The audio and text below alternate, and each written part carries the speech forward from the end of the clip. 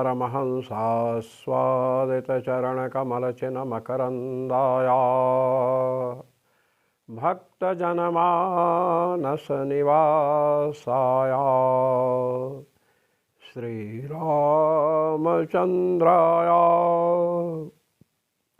यत्र यत्र रघुनाथकीर्तनं तत्र तत्र कृतमस्तकाञ्जलिं बाष्पवारि परिपूर्णलोचनं मारुतिं नमत राक्षसान्तकं सीतानाथसमारम्भां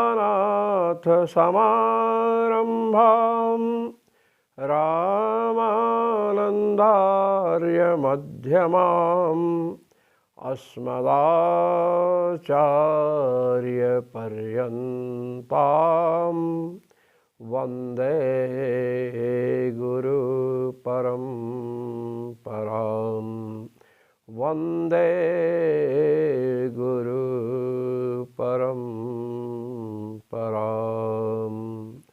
सर्वेश्वर श्रीरघुनाथो विजयते तराम। आज हम कृतात्ययाधिकरण में प्रविष्ट हो रहे हैं। कृतात्ययेऽनुशयवान् दृष्टस्मृतिभ्यां यथेतमनेवं च। ब्रह्मसूत्र तृतीय अध्याय के प्रथम पाद का 8वां सूत्र है। इस सूत्र की पीठिका भगवत्पाद श्री स्वामी रामानंदाचार्य जी महाराज प्रस्तुत कर रहे हैं। केवलम इष्टाधिकारिणां स्वकर्मफलभोगार्थं धूमादिमार्गेण सोमलोकप्राप्तानां तत्र च भुक्तकर्मफलानां ततो निवर्तनं श्रूयते। कहते हैं कि जो इष्ट का अर्थ है इष्टापूर्त। इष्ट और पूर्त दो प्रकार के कर्म होते हैं। इष्ट कर्मों में यज्ञ है, दान है, अध्ययन अध्यापन है। और पूर्त में क्या आता है? तालाब खुदवाना, कूप का निर्माण करवाना, बगीचे का निर्माण करवाना, ये सब पूर्त कर्म में आते हैं। तो इष्ट और पूर्त अर्थात इष्टापूर्त कर्म करने वाले जो हैं जीव,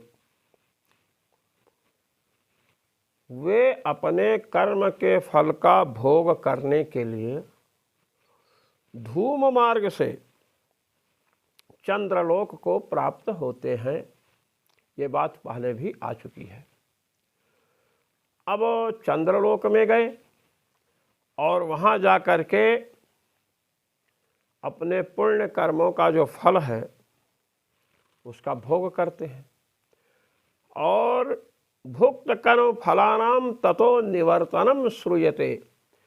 भुक्तम कर्म फलम यैः ते भुक्त कर्म फलाः तेषां भुक्त कर्म फलानां। जिन्होंने कर्म फल का भोग कर लिया है, पुण्य रूपी फल का भोग कर लिया है, उनका वहाँ से निवर्तन अर्थात लौटना, निवृत्ति, नीचे आना सुनाई पड़ता है उपनिषदों में।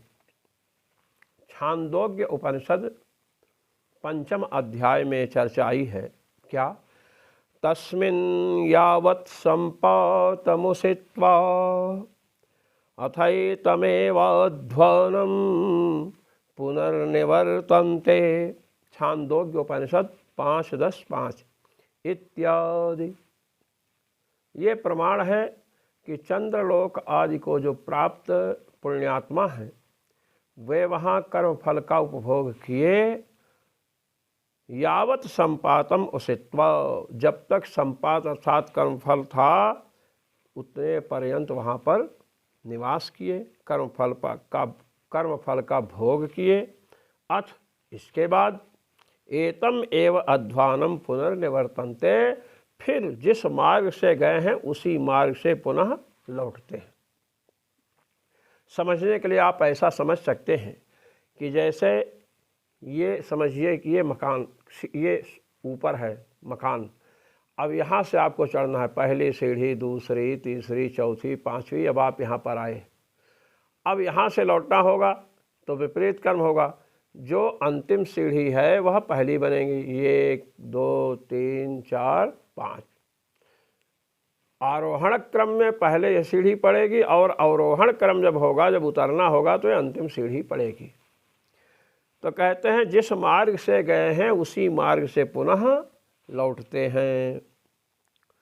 कहते हैं अब छांदोग्य उपनिषद के इस वचन को सुनकर के संशय होता है। तत्र संशय, संशय हो रहा है। कहे क्या संशय हो रहा है आपको? किम चंद्रमंडलो निवर्तमानस्ते जीवाः निरनुशया एव निवर्तन्ते आहो स्वित सानुशया इति। चंद्रमंडल को, चंद्रलोक को प्राप्त हुए जो जीव हैं, वहाँ से जब लौटते हैं तो निरनुशय होकर के लौटते हैं अथवा सानुशय होकर लौटते हैं। निरनुशय माने ये है कि संपूर्ण कर्म उनके वहाँ समाप्त हो गए, अब लौट रहे हैं, अथवा कुछ कर्म उनका बचा हुआ है तब लौट रहे हैं। संपूर्ण कर्मफल का भोग हो गया, इस लोक में संपूर्ण कर्मफल का भोग कर लिए तब लौट रहे हैं, या फल भोग कुछ हुआ है, कुछ बचा हुआ है फिर लौट रहे हैं, ये संदेह है। तत्र निरनुशया एव अवरोहन्ति इति पूर्व पक्षः। कहते हैं पूर्व पक्षी यह बात कहना चाहता है कि निरनुशया एव निवर्तन्ते, निरनुशया एव अवरोहन्ति। कर्म फल, अनुशय कहते हैं कर्म फल को, और निरनुशय माने कर्म फल से शून्य होकर, संपूर्ण कर्मों का फल तो भोग लिया चंद्रलोक में, अब वहाँ से कर्म फल भोग लिए तो कर्म से शून्य होकर के लौटते हैं। ये पूर्व पक्ष प्रस्तुत हुआ। पूर्व पक्षी ने प्रश्न किया और कहा कि भाई सभी कर्मों का फल जब चंद्रलोक आदि में भोग लिया तो बिना कर्म के वे लौटते हैं, उनका कोई कर्म शेष नहीं रहा। प्रकृते अनुशय शब्द आमुष्मिक फलप्रद कर्मातिरिक्त कर्मवाचक। कहते हैं जो अनुशय है, आया ना,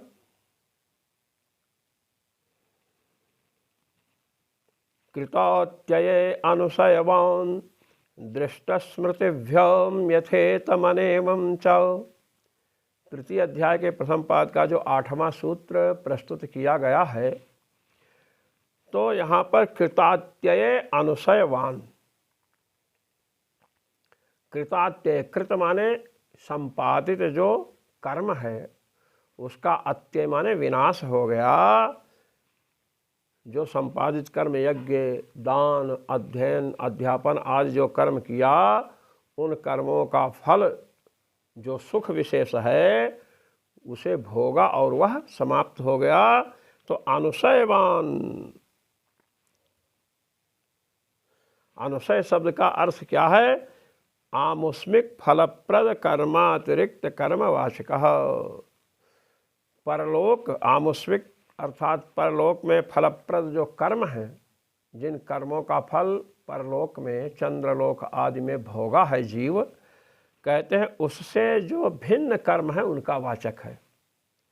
अनुशयवान अर्थात जिन कर्मों के कारण चंद्रलोक गए हैं, उन कर्मों का फल भोग लिए हैं, उन कर्मों से अतिरिक्त जो कर्म हैं उन कर्मों के साथ जीव वहाँ से लौटता है, ये बात बता रहे हैं।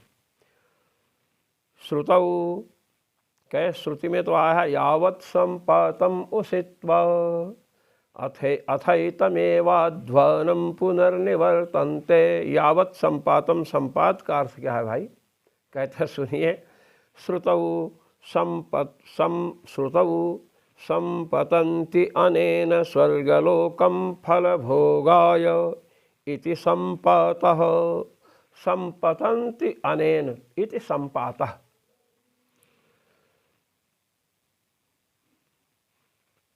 स्वर्गलोकम फलभोगाय संपतन्ति अनेन।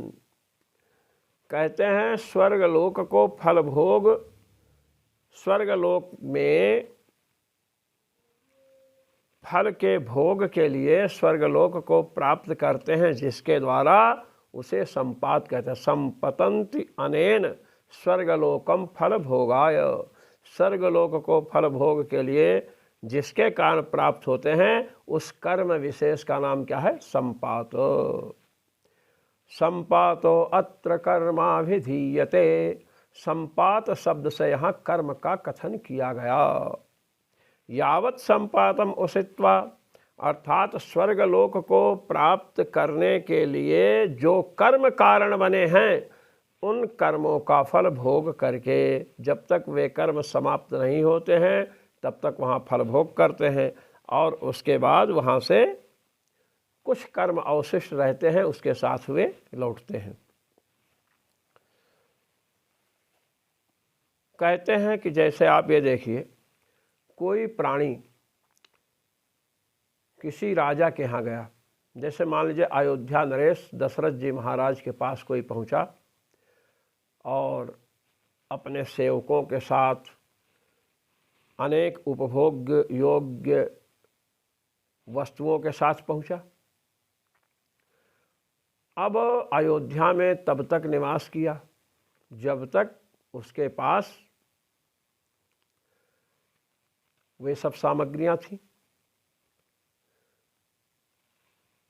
और उसके बाद वहाँ से लौटा। अथवा आप इसे ऐसे समझ सकते हैं, जैसे आप अयोध्या गए और किसी होटल में जा कर के रुके, 10 दिन रुकना है, तो 10 दिन का पेमेंट आपने किया। अब 10 दिन का पेमेंट जब समाप्त हुआ तो होटल छोड़ना पड़ेगा, तो साथ में जो कुछ था पहले का नोट पानी, तो क्या वो भी वहीं समाप्त, वहीं छोड़ करके चले आएंगे? उसके साथ लौटेंगे ना। हाँ, इसी प्रकार चंद्रलोक आदि में जब जीव कर्म फल का भोग करने के लिए, जैसे आप स्वर्गलोक गया, चंद्रलोक स्वर्गलोक विशेष है। दर्श पूर्णमासाभ्याम यजेता स्वर्ग कामः। दर्श पूर्णमास याग किया है स्वर्ग फल की प्राप्ति के लिए। अब दर्श पूर्णमास रूपी कर्म से उसे चंद्रलोक प्राप्त हुआ, और चंद्रलोक में उसने 10 पूर्णमास का फल भोगा, उसी का फल भोगेगा ना, वही कर्म न कारण बना है चंद्रलोक रूपी स्वर्ग की प्राप्ति के लिए। अब अनेक कर्म उसके और भी पहले हो चुके हैं, तो जो कर्म कारण बने हैं चंद्रलोक की प्राप्ति में, किंवा सूर्यलोक इत्यादि, या और आप ले लीजिए वरुण लोक की प्राप्ति में, कुबेर लोक की प्राप्ति में जो कर्म कारण बने हैं, जिन कर्मों के कारण उसे ये लोक प्राप्त हुए हैं, उन लोकों का उपभोग वह तब तक करेगा जब तक वे कर्म अपना पुण्य दे रहे हैं। जिस समय वे कर्म समाप्त हो जाएंगे उस समय उसे वह लोक छोड़ना पड़ेगा। तो शेष जो कर्म है उनके साथ ही तो लौटेगा। तो ये बता रहे हैं, एवं च यावत् संपातम उषित्वा इति वाक्येन अखिल कर्मणाम उपभोगस्तत्रैव निश्चीयते। कहते भाई, यावत् संपातम, जितना उसका कर्म है उस फल के भोग के लिए, वो संपूर्ण कर्मों का फल भोग लेगा। संपूर्ण कर्म माने जिन कर्मों के कारण उसे चंद्रलोक या अन्य लोक की प्राप्ति हुई है, तो उन कर्मों का, संपूर्ण कर्मों का फल भोग लेगा। जितने कर्म किए हैं उस लोक की प्राप्ति के लिए, वहीं पर उपभोग कर लेगा। यावत संपातम उषित्वा, जब तक वे कर्म हैं तब तक वहाँ निवास करता है, और उसके बाद जिस मार्ग से गया है उस मार्ग से धीरे धीरे नीचे लौट आता है। छांदोग्य भगवती कहती हैं, तथा च श्रुति ही, कहे कि छांदोग्य ही नहीं, बृहदारण्यक उपनिषद भी यही बात कह रही हैं। प्राप्यांतं कर्मणस्तस्या यत्किंचेह करोत्ययम् तस्मात् लोकात् पुनरेत्यस्मै लोकाय कर्मणे। प्राप्यांतं कर्मणस्तस्य, उन कर्मों का अंत प्राप्त करके, उन कर्मों का फल समाप्त होने के बाद, कौन कर्म, यत् किंच इह करोत्ययम, इह माने अस्मिन लोके, अयम जीवः यत् किंच करोति, इस लोक में इस जीव ने उन लोकों को प्राप्त करने के लिए जिन जिन कर्मों का अनुष्ठान किया है, उन कर्मों का अंत वहाँ हो जाता है। अब उन कर्मों का अंत जब हो गया, कर्मों का नाश हो गया फल का भोग कर लेने से, तो तस्मात् लोकात् पुनरेति, फिर उन लोकों से पुनः लौटता है, पुनः उन लोकों से लौटता है। जब कर्म फल का भोग समाप्त हो गया तो उन लोकों से लौटता है। अस्मै लोकाय कर्मणे, इस लोक में आता है कर्म करने के लिए। ये भगवती बृहदारण्य को उपनिषद बतला रही हैं। तस्मात् सर्वकर्म फल भोगानंतरम एव अवरोहणात् निरनुशया एव निवर्तन्ते। पूर्व पक्षी कह रहा है कि इसलिए संपूर्ण कर्मों का फल भोग उन लोकों में हो जाता है, और फल भोग के अंतर प्राप्यांतम कर्मणस्तस्य यत् किंचेह करोत्ययम। बृहदारण्य को उपनिषद भगवती ने कहा कि जो कुछ इस श्लोक में किया है उन सब कर्मों का अंत वहाँ प्राप्त करता है। भोग के द्वारा कर्मों का विनाश हो जाता है। अब इससे क्या निकला कि संपूर्ण कर्मों का फल भोगने के बाद वह वहाँ से लौटता है। तस्मात् लोकात् पुनरेति, उन लोकों से पुनः एति माने आगच्छति, आता है। क्यों? इस लोक में कर्म करने के लिए, कर्म करने के लिए। तो इससे क्या निकला कि चंद्रलोक आदि लोकों से जब पुण्यात्मा पुरुष लौटता है तो संपूर्ण कर्मों का फल भोग लेता है। कर्म उसके अवशिष्ट रहते नहीं हैं, इसलिए बिना कर्म के ही इस लोक में लौटता है।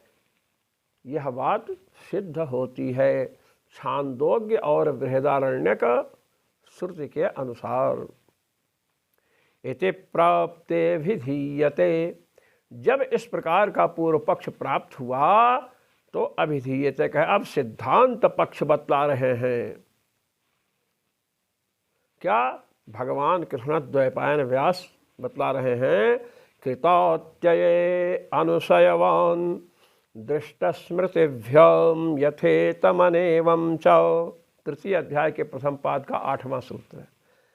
कृतात्यये अनुशयवान, अब कृतात्यये का अर्थ कर रहे हैं। कृतस्य स्वर्ग प्राप्तये कृतस्य पुण्यकर्मणः, अत्यये अर्थात भोगेन अत्यये नाशे सति। कृत अर्थात स्वर्गादि लोकों की प्राप्ति के लिए संपादित जो पुण्य कर्म हैं वे हुए कृत। अत्यये माने विनाशे, उन लोकों में जब जीव पहुंचा तो उन कर्मों के फल का भोग किया। अब कर्म का फल भोगते भोगते कर्म क्या हो गए? नष्ट हो गए। अब नष्ट होने पर कृतात्यये, कृत अर्थात संपादित जो चंद्रलोकादि प्राप्ति के जनक कर्म हैं, वे कर्म जब उस लोक में जीव गया उन कर्मों का फल भोगने लगा तो कर्मों का फल भोगने पर कर्म समाप्त हो गए, नष्ट हो गए। कहते हैं ऐसा होने के बाद अनुशयवान भुक्त शिष्ट कर्मवान एव निवर्तते। भुक्त जो कर्म हैं, जिन कर्मों का फल भोग लिया, उनसे बचे हुए जो कर्म हैं, उन कर्मों के साथ जीव लौटता है। ये भगवान बादरायण कह रहे हैं, कृष्णद्वैपायन व्यास जी महाराज कह रहे हैं। कहे क्या मतलब? कहे चंद्रमंडलात् प्रत्यवरोहति, चंद्रमंडल से, चंद्रलोक से लौटता है। जो कर्म किया है उन कर्मों का फल भोगा, और जो अवशिष्ट कर्म हैं उन कर्मों के साथ जीव लौटता है। कुतो अवगम्यते, कई ये बात कैसे आपको पता चल रही है कि फल भोग किया और कुछ कर्म बचे हैं उनके साथ लौट रहा है? कहे सुनिए, मैं आपको बतला रहा हूँ, प्रमाण देकर बतलाऊंगा तो आपका हृदय शुद्ध हो जाएगा। दृष्ट स्मृतिभ्याम, भगवान कृष्णद्वैपायन व्यास ने जो सूत्र प्रस्तुत किया है, कृतात्यये अनुशयवान, कृतात्यय माने कृत, जो अनुष्ठित जो कर्म हैं उनका जब विनाश हो गया फल भोग से, तो अनुशयवान माने भोगने से बचे जो कर्म हैं उनको अनुशय कहा। उन कर्मों से विशिष्ट होकर के, उन कर्मों से युक्त होकर जीव लौट रहा है। कहे क्या प्रमाण है? कहे दृष्ट स्मृतिभ्याम, दृष्ट से श्रुति ले रहे हैं। दृष्टा च स्मृतिश्च, दृष्टा स्मृति ताभ्याम, अर्थात श्रुति और स्मृतियाँ, भगवान वेद और स्मृतियाँ इसमें प्रमाण हैं। क्या बताइए? क्या पहले हम श्रुति को आपके समक्ष प्रस्तुत कर रहे हैं। साचा, वो श्रुति क्या है? तद्या इहि रमणीय चरणा अभ्यासो हयत्ते रमणीयां योनिमापद्येरन्, ब्राह्मण योनिं वा क्षत्रिय योनिं वा वैश्य योनिं वा, अथ या इहि कपूय चरणा अभ्यासो हयत्ते कपूयां योनिमापद्येरन्, कपूयां योनिमापद्येरन्, स्वयोनिं वा शूकर योनिं वा चांडाल योनिं वा इत्येवं रूपा। छांदोग्य उपनिषद के 5वें अध्याय के 10वें खंड का 7वां वाक्य है। कहते सुनिए, तद्या इह रमणीय चरण, कहते हैं जो रमणीय चरण है। देखिए, अब ये अर्थ भगवत्पाद श्री स्वामी रामानंदाचार्य जी महाराज स्वयं आनंद भाष्य के द्वारा प्रस्तुत कर रहे हैं, वह मैं आपके समक्ष उपस्थित करूँगा। ये लीजिए, ये अत्र आया ना, कर्म भूमौ रमणीयं पुण्यं कृतवन्तस्ते चंद्रमंडलाद अवरोहन्तो रमणीयां पुण्यां ब्राह्मणादि योनिम आपद्यन्ते। देखिए सारांश एकदम, जो इस कर्म भूमि में लौट रहे हैं, जो ब्रह्मांड है ना, उस ब्रह्मांड में भी जो भारतवर्ष है ये कर्म भूमि है। अमेरिका, रूस, चीन, जापान, अमेरिका, रूस, जापान आदि क्या हैं? ये भोग भूमि है। इंग्लैंड सब भोग भूमि है। तो इस कर्म भूमि में जो रमणीयम पुण्यम कृतवन्तः, रमणीय चरण है ना, रमणीय चरण माने पुण्य किए हैं, वे चंद्रमंडल से लौटते हैं और रमणीयाम योनिम आपद्येरन, रमणीयाम योनिम आपद्येरन, रमणीय माने पुण्यात्मिका, पुण्य प्रचुर जो योनि है, ब्राह्मण, क्षत्रिय और वैश्य, इन शरीरों को प्राप्त करते हैं। रमणीय चरणा रमणीयाम योनिम आपद्येरन, जो पुण्य कर्म करने वाले हैं। रमणीय चरण, चरण माने कर्म, रमणीय चरण, चरण माने कर्म, जो सुंदर कर्म करने वाले हैं, पुण्य कर्म करने वाले हैं, वेद विहित शास्त्र विहित कर्म करने वाले हैं, वे जब स्वर्गलोक आदि को भोग करके लौटते हैं तो महाराज पुण्य के प्रभाव से ब्राह्मण, क्षत्रिय, वैश्य योनि को प्राप्त करते हैं। उत्कृष्ट पुण्य हुआ तो ब्राह्मण योनि को, उससे थोड़ा कम पुण्य हुआ तो क्षत्रिय योनि को, और उससे कम पुण्य हुआ तो वैश्य योनि को प्राप्त करते हैं।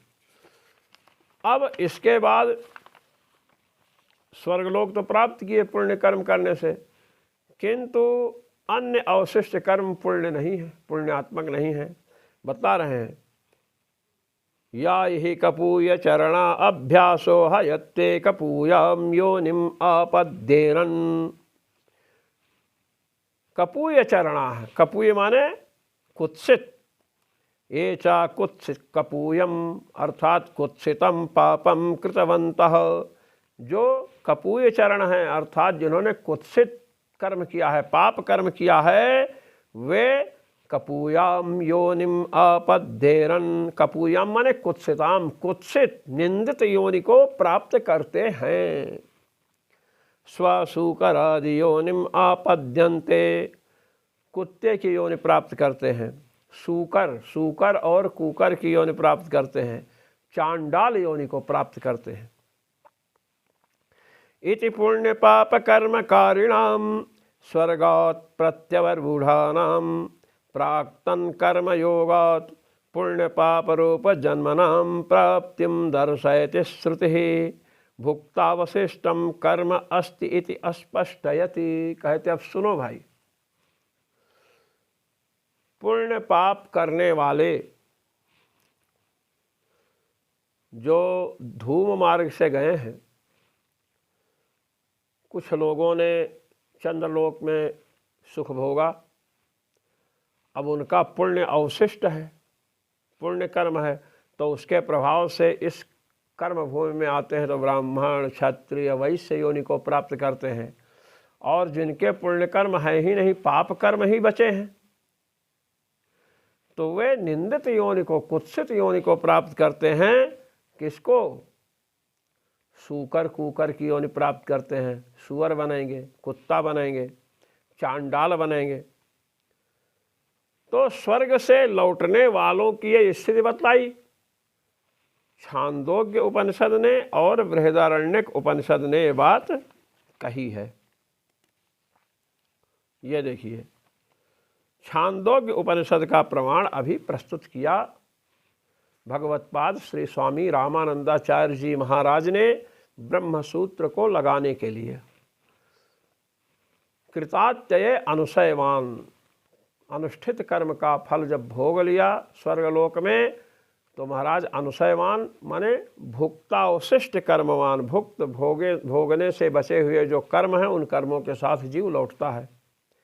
प्रमाण रूप में छांदोग्य उपनिषद को प्रस्तुत किया कि जो स्वर्गलोक से लौट रहे हैं उनमें जो पुण्य कर्म करने वाले हैं वे ब्राह्मण, क्षत्रिय, वैश्य इस योनि को प्राप्त करते हैं। कोई ब्राह्मण, कोई क्षत्रिय, कोई वैश्य बनता है।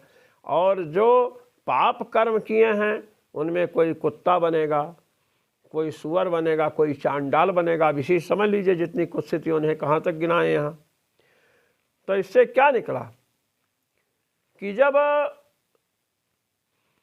भोगने से कुछ कर्म बचा है, पुण्य कर्म या पाप कर्म, तभी तो भिन्न भिन्न योनियों को प्राप्त करते हैं। यदि सभी कर्मों का फल वहीं भोग लिया स्वर्गलोक में ही, कुछ कर्म बचा ही नहीं, तो किसके प्रभाव से वे ब्राह्मण, क्षत्रिय, वैश्य अथवा कुकर, सूकर और चांडाल की योनि को प्राप्त करते? बताइए। भगवती श्रुति तो कह रही हैं कि जो पुण्य कर्म वाले हैं स्वर्गलोक तो गए हैं, दोनों प्रकार के प्राणी पुण्यजनक कर्म करके। अब वहाँ से जो लौट रहे हैं उनमें इस कर्म भूमि में तो जो पुण्य कर्म करने वाले हैं वे ब्राह्मण, क्षत्रिय, वैश्य बने, और जो पाप कर्म करने वाले हैं जिनका पाप है वे कुकर, सूकर, चांडाल बने। तो यदि कर्म सभी वहाँ समाप्त हो गए तो किसके बल से बने? यहाँ भगवती श्रुति कह रही ना, रमणीय चरणा, जिनका पुण्य रूपी कर्म है वे ब्राह्मण आदि योनि को प्राप्त होते हैं। जो कपूय चरणा, जिनके कुत्सित कर्म हैं, इसका मतलब सभी पुण्य कर्म ना तो वहाँ भोगे गए हैं और न सभी कुत्सित कर्म का भोग हुआ। खैर स्वर्ग लोक है तो वहाँ कुत्सित कर्म का फल तो भोगना नहीं है, इसलिए कर्म से विशिष्ट होकर जीव लौटता है, ये नहीं कि सभी कर्मों का फल वही भोग लिया गया। तथा स्मृति ही अपि, कहे श्रुति तो बतला ही रही हैं, स्मृति भी बतला रही है, गौतम स्मृति का वचन है। वर्णा आश्रमाश्च स्वकर्मनिष्ठाः प्रेत्य कर्मफलम् अनुभूय ततः शेषेण विशिष्टदेशजातिकुलरूपायुः श्रुतवृत्तवित्तसुखमेधसो जन्म प्रतिपद्यन्ते। देखिए, वर्ण आश्रमाश्च स्वकर्मनिष्ठाः प्रेत्य कर्मफलम् अनुभूय ततः शेषेण विशिष्टदेशजातिकुलरूपायुः श्रुतवृत्तवित्तसुखमेधसो जन्म प्रतिपद्यन्ते इति। कहते हैं वर्ण और आश्रम है, ब्राह्मण क्षत्रिय वैश्य शूद्र 4 वर्ण और ब्रह्मचर्य गृहस्थ वानप्रस्थ संन्यास 4 आश्रम। वर्ण और आश्रम, अब इन वर्णों में इन आश्रमों में रहने वाले स्वकर्म निष्ठा अपने अपने वर्णाश्रम अनुमोदित कर्म में लगे हैं। वर्ण और आश्रम जिस वर्ण में हैं, जिस आश्रम में हैं, शास्त्र विहित कर्मों में लगे हैं। तो जब यहाँ से प्रेत जाते हैं तो कर्म फल का अनुभव करते हैं, स्वर्गादि लोकों में गए कर्म फल को भोगे। अब ततः शेषेण, जो शिष्ट कर्म अवशिष्ट कर्म है उसके द्वारा विशिष्ट देश, अब पुण्य रूप कर्म है तो विशिष्ट देश में जन्म होगा, भारतवर्ष में जन्म हुआ, और विशिष्ट जाति ब्राह्मण क्षत्रिय वैश्य आदि जातियों में जन्म हुआ, विशिष्ट कुल, रूप सुंदर मिला, आयु लंबी मिली, श्रुत अध्ययन भी खूब हुआ, वृत्त चरित्रवान रहे, वित्त धन भी मिला, सुखम और सुख भी मिला, सुख मिला, और मेधसः और उनको सुंदर बुद्धि मिली। जिस योनि में ये सब मिलती है ऐसे जन्म को प्राप्त होते हैं, ये स्मृति है। तो सभी कर्म वहाँ भोग लिए गए ऐसा कहोगे तो श्रुति से भी विरोध होगा और स्मृति से भी विरोध होगा। दूसरी बात कि चार्वाक ने देह को ही आत्मा माना है। अब चार्वाक के मत में दोष दिया गया कि यदि शरीर से भिन्न आप आत्मा नहीं मानते हो, शरीर को ही आत्मा मानते हैं, तो देवदत्त का शरीर तो अभी पैदा हुआ 10 वर्ष पहले, यज्ञदत्त भी पैदा हुआ, देवदत्त यज्ञदत्त शिवदत्त जो भी पैदा हुए, तो पहले तो आत्मा था नहीं, आत्मा तो पैदा हुआ। पहले कोई कर्म इनका है नहीं क्योंकि अभी पैदा हुए, आत्मा अनित्य है, शरीर को ही आत्मा माना। तो कर्म जब है ही नहीं तो कोई काला, कोई गोरा, कोई धनी, कोई निर्धन, कोई काना, कोई आँख वाला, कोई कुरूप, कोई सुरूप, ये व्यवस्था कैसे बनेगी? ये व्यवस्था तो तभी बन सकती है जब जन्म को कर्म के आधार पर माना जाए कि जिसका अच्छा कर्म था उसको अच्छा जन्म मिला, अच्छा कुल मिला, अच्छी शिक्षा मिली, और जिसका कुत्सित कर्म था उसको वैसा मिला, रोगी शरीर मिला। तो ऐसे ही जब आप संपूर्ण कर्म फलों का भोग मान लेंगे, स्वर्ग में ही कोई कर्म बचा ही नहीं, तो कोई ब्राह्मण बन रहा है, कोई क्षत्रिय बन रहा है, कोई कुत्ता बन रहा है, कोई सुअर बन रहा है, कोई चांडाल बन रहा है, इसकी व्यवस्था किसके आधार पर होगी बतलाइए आप? अब पूर्व पक्षी चुप, वही बता रहे हैं। इति ततः शेषेण इत्यनेन सानुशयानाम एव स्वर्गादवरोहणम वदति।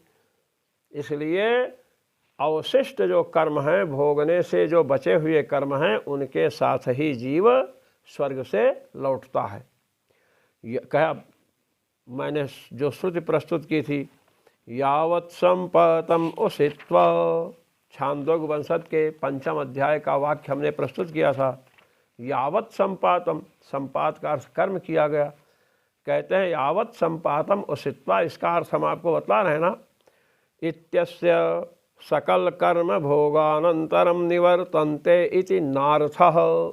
संपूर्ण कर्मों का फल भोग लिया, जितने कर्म थे सबका फल भोग लिया और भोगने के बाद लौट रहे हैं, यह अर्थ नहीं है। फिर किंतु स्वर्गलोक भोक्तव्यानि कर्माणि तानि अशेषेण भुक्त्वा इत्याद्यर्थः। यावत संपातम, संपात का अर्थ हुआ कर्म। स्वर्गलोक में भोगे जाने वाले जितने कर्म हैं, जैसे 10 पूर्णमास याग किया स्वर्गलोक की प्राप्ति के लिए, अब एक 10 पूर्णमास याग किया या 4 किया या 6 किया या 10 किया, तो उसी के अनुसार न कर्म फल के, उसी के अनुसार न भोग प्राप्त होगा। अब एक 10 पूर्णमास याग किया स्वर्ग पहुंच गया, और जिसने 100 10 पूर्णमास याग किया है, तो दोनों का फल बराबर हो जाएगा? बराबर तो नहीं होगा। एक अश्वमेध यज्ञ करके और 100 अश्वमेध यज्ञ करके, 100 अश्वमेध यज्ञ जिसका संपन्न होगा वो तो देवराज इंद्र के पद को प्राप्त होगा, और जो एक ही अश्वमेध यज्ञ किया है वह भी इंद्र बन जाएगा क्या? नहीं बनेगा ना। हाँ, नहीं बनेगा। तो ये कह रहे हैं स्वर्गलोक जिन कर्मों से प्राप्त किया है उन कर्मों का पूरा फल वहाँ भोग लेता है। यावत संपातम माने स्वर्गलोक जनकानि यानि कर्माणि तेषां यावन्ति फलानि तानि भुक्त्वा। स्वर्गलोक को प्राप्त कराने में कारण जितने कर्म बने हैं उन कर्मों का फल वहाँ भोगता है। यही यावत संपातम उषित्वा अथैतम एव अध्वानम पुनर्निवर्तन्ते, ये भगवती छांदोग्य श्रुति का यही तात्पर्य है। स्वर्गलोक जिन कर्मों के आधार पर प्राप्त किया है उन सब कर्मों का फल भोग लेता है। अब जितने कर्म हैं अनंतानंत जन्म से, वे सब कर्म का फल वही भोगा, ऐसी बात नहीं है। इसलिए अवशिष्ट कर्म से युक्त होकर के जीव लौटता है। सकल कर्म फल भोग परत्वे तु, क्या ऐसा मान लें कि चंद्रलोक गया और जितने कर्म उसके हैं सभी कर्मों का फल भोग लिया। सकल कर्म फल भोग परत्वे तु यावत संपातम उषित्वा, संपात से संपूर्ण कर्मों को लेंगे अगर, कि संपूर्ण कर्मों का फल भोग, संपूर्ण कर्म परक संपात शब्द है, आया ना। यावत संपातम उषित्वा, जितना कर्म है उन सब कर्मों का फल भोग रहा है, उतने काल तक रहा। अगर संपात से संपूर्ण कर्म ले लेंगे, जितने कर्म किया है अनंत योनियों में, कहते हैं संपूर्ण कर्मों को लेंगे, सर्व कर्म फल भोग परत्वे, संपूर्ण कर्मों का फल भोग लिया ऐसा मानोगे तो सर्वेषां कर्मणां तत्फल भोगेन विनाशात्। तो जितने कर्म थे जब सबका फल भोग लिया तो कोई कर्म बचा नहीं बचा। तत्फल भोगेन विनाशाद उत्तर जन्म हेत्वभावेन, अब बाद में जन्म लेने वाला तो कोई कर्म है नहीं, तो क्यों जन्म लेगा बताओ भाई। शरीर जो जन्म हुआ है, जन्म होगा तो सुख या दुख भोगेगा, तो सुख या दुख भोगेगा तो उसको किसका फल है?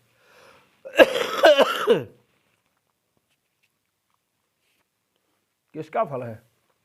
नहीं बतला रहे हैं। उत्तर जन्म हेत्व भावेन पुनर्हि लोके प्रत्यावर्तना संभवात्, जब संपूर्ण कर्मों का फल भोग लिया तो कोई कर्म बचा ही नहीं जिसका फल भोगने के लिए इस लोक में आवे, इसलिए इस लोक में उसका प्रत्यावर्तन संभव नहीं है। अब जब संभव नहीं है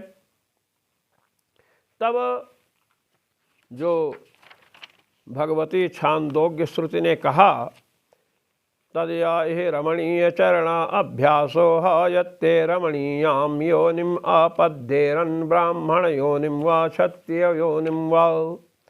तो भगवती छांदोग्य श्रुति ने जो कहा है कि वहाँ से लौटते हैं तो जिनका पुण्य कर्म है वे ब्राह्मण क्षत्रिय वैश्य योनि को प्राप्त करते हैं, जिनका पाप कर्म अवशिष्ट है वे सूकर कुकर चांडाल की योनि को प्राप्त करते हैं।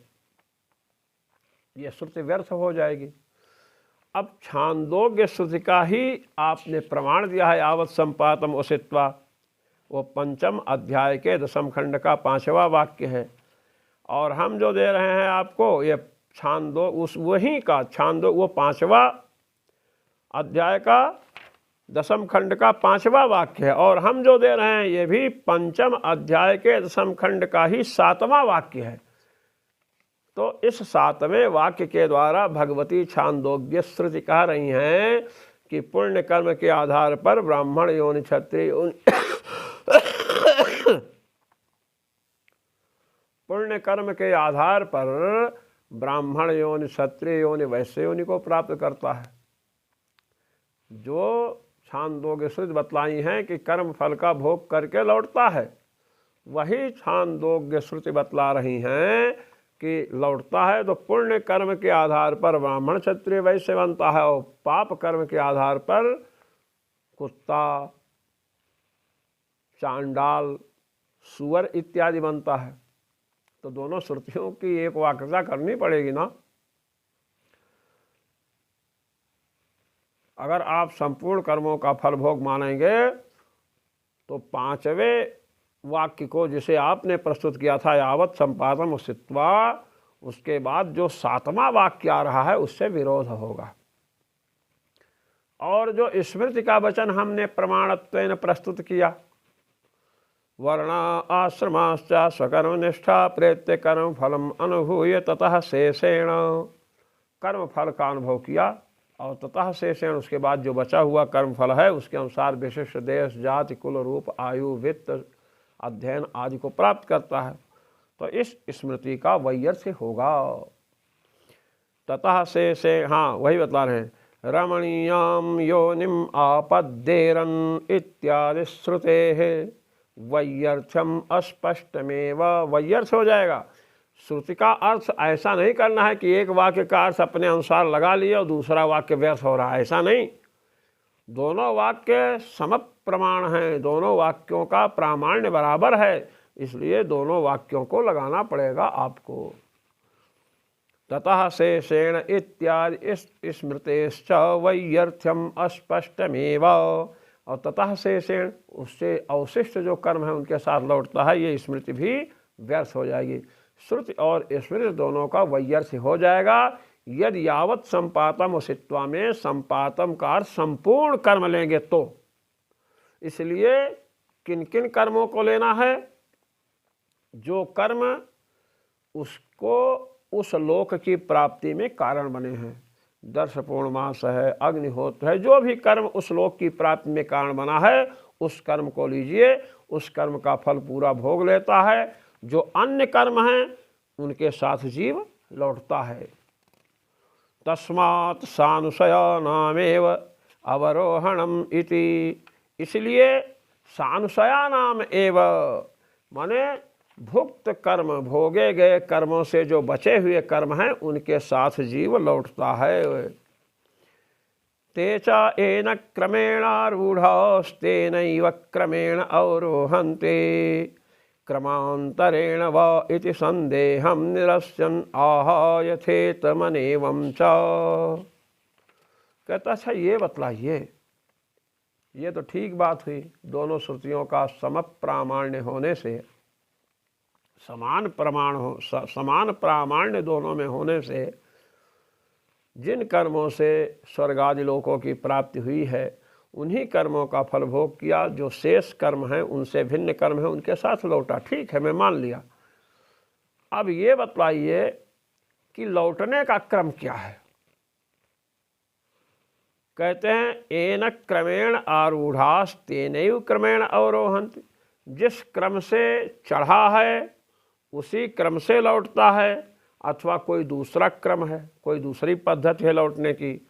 ये जब संदेह हुआ तो इसका निरसन करने के लिए भगवान व्यास ने सूत्र में लिखा है यथेतम अनेवं च, पूरा सूत्र है कृतोत्यये अनुशयवान् दृष्टस्मृतिभ्याम यथेतमनेवं च। कहते सुनो, यथेतम, यथा इतम मने गतम, जैसे गया है, अनेवम च, वैसे नहीं लौटता है। भाई आप गए ये सीढ़ी से मकान के ऊपर, 1 2 3 4 5, अब गए हो ऐसे, तो लौटो कभी ऐसे? संभव है क्या? पहली सीढ़ी जाने में जो मिली है, लौटने में भी वही मिलेगी क्या?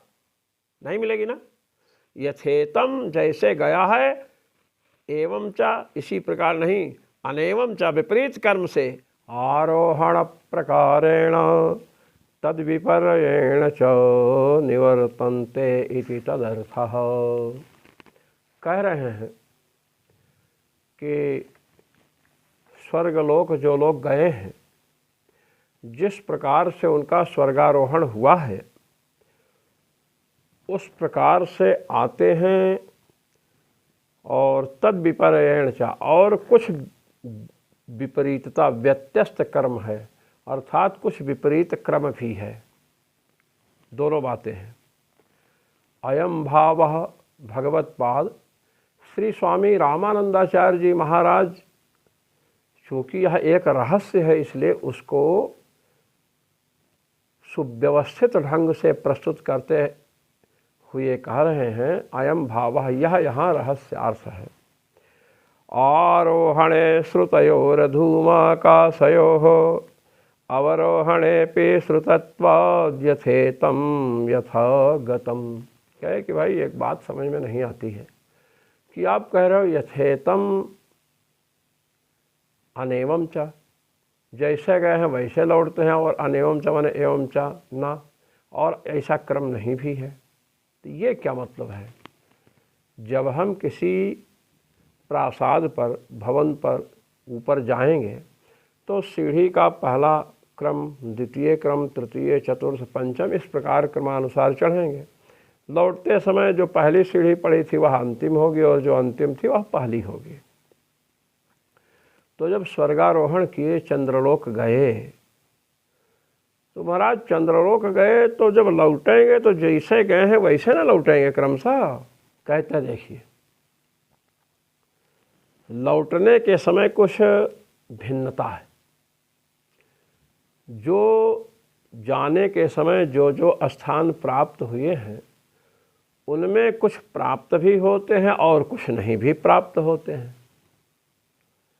वही बता रहे हैं, आरोहणे श्रुतयोर धूमाकाशयोः अवरोहणेऽपि श्रुतत्वात् यथेतं यथा गतम्।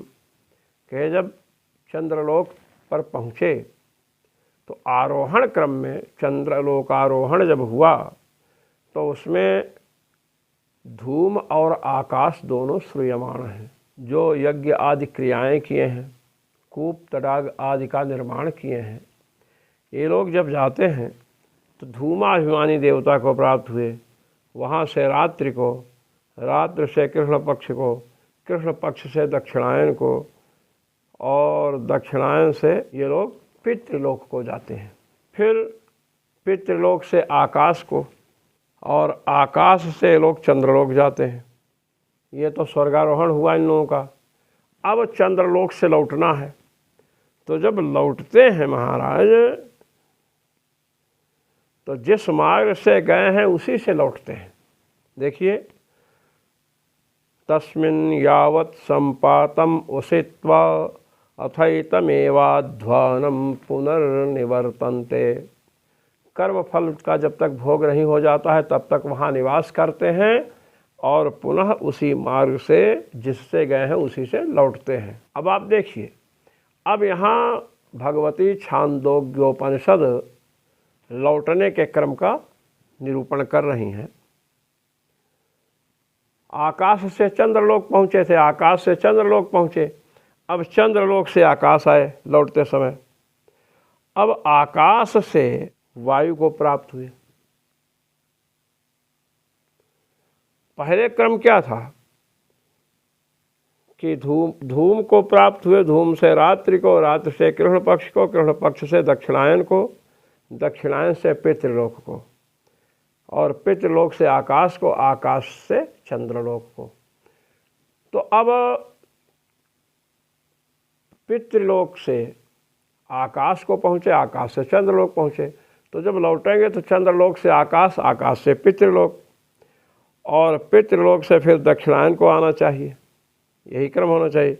और दक्षिणायन से फिर कृष्ण पक्ष को, और कृष्ण पक्ष से रात्रि को, और रात्रि से फिर धूम को प्राप्त होना चाहिए, ये लौटने का क्रम। किंतु ऐसा क्रम नहीं है। ध्यान देने की बात है कि जब चंद्रलोकारोहण किए हैं तो आकाश पड़ा है और धूम पड़ा है मार्ग में, धूमाभिमानी देव पड़े हैं। जब लौट रहे हैं तो चंद्रलोक से आकाश को तो आए, किंतु आकाश से सीधे पितृलोक नहीं पहुँचे कि सीधे पितृलोक पहुँच गए हों। आकाश से वायु को प्राप्त हुए। देखिए, यथेतम आकाशम, जैसे आकाश को गए थे वैसे चंद्रलोक से आकाश को आए। पुनः आकाशाद वायुम, आकाश से वायु को प्राप्त हुए, पितृलोक को नहीं प्राप्त हुए। तो विपरीत क्रम हो गया ना। गए तो पितृलोक से, पितृलोक से आकाश, आकाश से चंद्रलोक, लौटते समय चंद्रलोक से आकाश को तो आए, किंतु आकाश से पितृलोक नहीं आए। कहाँ पहुँच गए? वायु, वायु को प्राप्त हुए। वायुर्भूत्वा धूमो भवति, फिर वायु से धूम को प्राप्त हुए। अब आप देखिए, लौटते समय चंद्रमा से आकाश को प्राप्त हुए।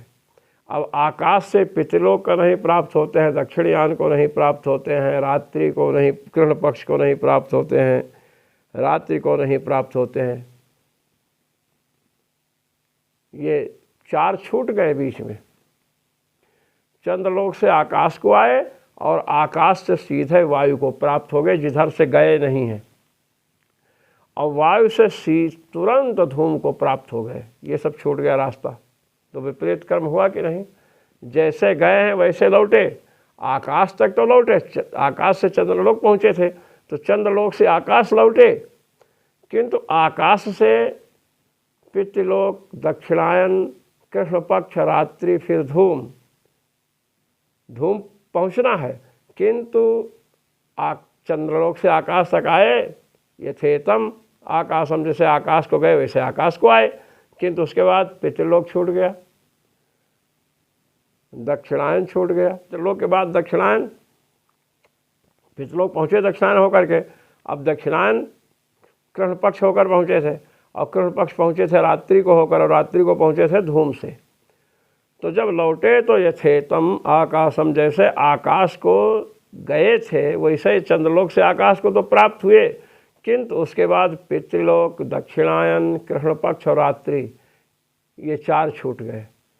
आकाश से कहाँ चले गए? वायु को, और वायु से फिर क्या हुए? धूम हो गए। वही बतला रहे हैं, यथेतम आकाशम आकाशाद वायुम, आकाश से वायु को आए, पितृलोक, दक्षिणायन, कृष्ण पक्ष और रात्रि सब छूट गई। अब कह रहे हैं कि वायुर्भूत्वा धूमो भवति, वायु से होकर धूम, धूमो भूत्वा अभ्रम भवति, धूम होकर के बादल हो जाते हैं, फिर बादल होकर मेघ, ये क्रम है। तो भेद आ गया ना। जैसे गए वैसे आकाश तक आए, किंतु उसके बाद अनेवम चावनी विपरीत क्रम हो गया। इसी बात को कह रहे हैं, आरोहणे श्रुतयोर धूमाकाशयोः, आरोहण में जो धूम और आकाश श्रेवाण है, धूम से रात्रि को, रात्रि से कृष्ण पक्ष को, कृष्ण पक्ष से दक्षिणायन को, दक्षिणायन से पितृलोक को, पितृलोक से आकाश को, आकाश से चंद्रलोक को। अब चंद्रलोक से आकाश तो आएंगे, और आकाश से वायु को प्राप्त होंगे, और वायु से धूम्र को प्राप्त होंगे, धूम को। तो चार छूट गया ना। हाँ, ये बतला रहे हैं, आरोहणे श्रुतयोर धूमाकाशयोः अवरोहणे पे श्रुतत्वात्, अवरोहण क्रम हुआ तो धूम को तो प्राप्त हुए, चंद्रलोक से आकाश को प्राप्त हुए। जैसे गए थे तो धूम से हो करके, धूम से रात्रि को, रात्रि से कृष्ण पक्ष को, कृष्ण पक्ष से दक्षिणायन को, दक्षिणायन से पितृलोक को, पितृलोक से आकाश को, आकाश से चंद्रमा को प्राप्त हुए। अब लौटे तो चंद्रमा से आकाश को तो आए, लेकिन पितृलोक दक्षिणायन ग्रहण पक्ष रात्रि छूट गया। आकाश से कहाँ पहुँच गए जाकर? वायु। अब वायु से धूम को।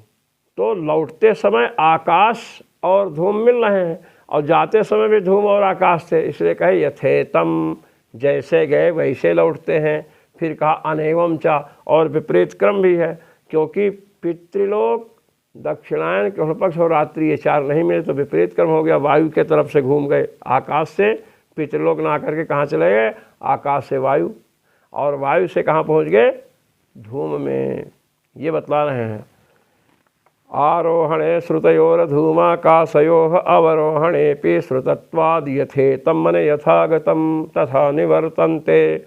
आरोहण क्रम में धूम का श्रवण है और आकाश का श्रवण है, और अवरोहण क्रम में भी आकाश और धूम आता है। तो जैसे गए धूम और आकाश से होकर के, वैसे आकाश से धूम से होकर लौटे। ये बात हुई। अब अवरोहण जो हुआ, अवरोहणे तु वायुवादि निर्देशात, अवरोहण क्रम में आकाश से पितृलोक दक्षिणायन कृष्ण पक्ष रात्रि को नहीं गए, आकाश से सीधे कहाँ पहुँच गए? वायु का। तो वायु का निर्देश है आकाशाद वायुम, चंद्रलोक से आकाश, और आकाश से सीधे कहाँ चले गए? वायु। तो कहते हैं अवरोहणे तु वायुवादि निर्देशात, वायु आदि का निर्देश है जो आरोहण क्रम में नहीं है।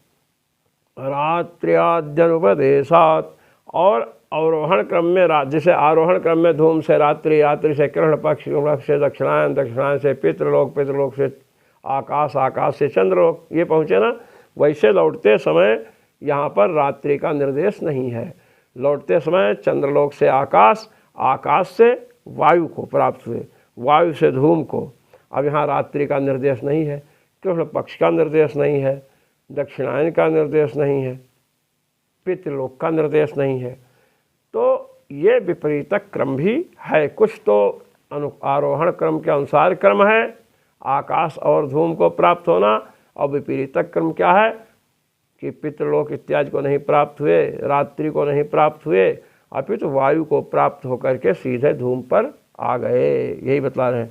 अवरोहणे तो वायुवादि निर्देशाद, वायुवादि का अवरोहण क्रम में निर्देश है। रात्र्याद्यनुपदेशाद, रात्रि कृष्ण पक्ष दक्षिणायन इसका निर्देश नहीं है, इसलिए तद विपर्येण, उससे विपरीत क्रम से लौटे, इसलिए कहा अनेवम चा, माने विपरीत क्रम से भी आगमन होता है। जैसे गए हैं वैसे भी आते हो, विपरीत क्रम भी है इसमें।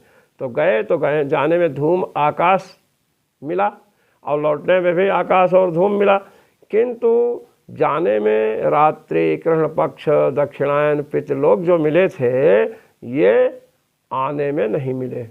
आने में कौन मिला? वायु, जिससे गए ही नहीं। तो इसलिए विपरीत क्रम भी है। इस प्रकार स्वर्गादि लोक, चंद्रलोक को प्राप्त होने के बाद जीव अवशिष्ट कर्म लेकर के, जो कर्म फल भोग से बचे हुए हैं, उनको लेकर लौटता है। लौटते समय चंद्रलोक से आकाश को आता है, और आकाश से वायु को पहुंचता है। इसलिए जैसे गया वैसे आया। अनेवम च यथेतम अनेवम च, और कुछ विपरीत क्रम भी है। जाते समय धूम से रात्रि को प्राप्त हुआ, धूम से रात्रि, रात्रि से कृष्ण पक्ष, कृष्ण पक्ष से दक्षिणायन, दक्षिणायन से पितृलोक, पितृलोक से आकाश, आकाश से चंद्रलोक। लौटते समय चंद्रलोक से आकाश, आकाश के बाद पितृलोक, दक्षिणायन, कृष्ण पक्ष, रात्रि का उल्लेख नहीं है। आकाश से वायु को प्राप्त हुआ, तो विपरीत क्रम हो गया ना। हाँ, और वायु से मेघ को प्राप्त हो गया। तो जैसे गए हैं, दो धूम और आकाश मिले हैं जाने में, लौटते समय भी मिल रहे हैं, इसलिए। और जैसे गए हैं वैसे लौट रहे हैं। और वायु आदि जो जाते समय नहीं मिले थे, उनसे लौट रहे हैं, इसलिए विपरीत क्रम भी है। ओम पूर्णमदः पूर्णमिदं पूर्णात् पूर्णमुदच्यते पूर्णस्य पूर्णमादाय पूर्णमेवावशिष्यते। ओम शांति शांति शांति। सर्वेश्वर श्री रघुनाथ जी महाराज की जय। जय श्री राम।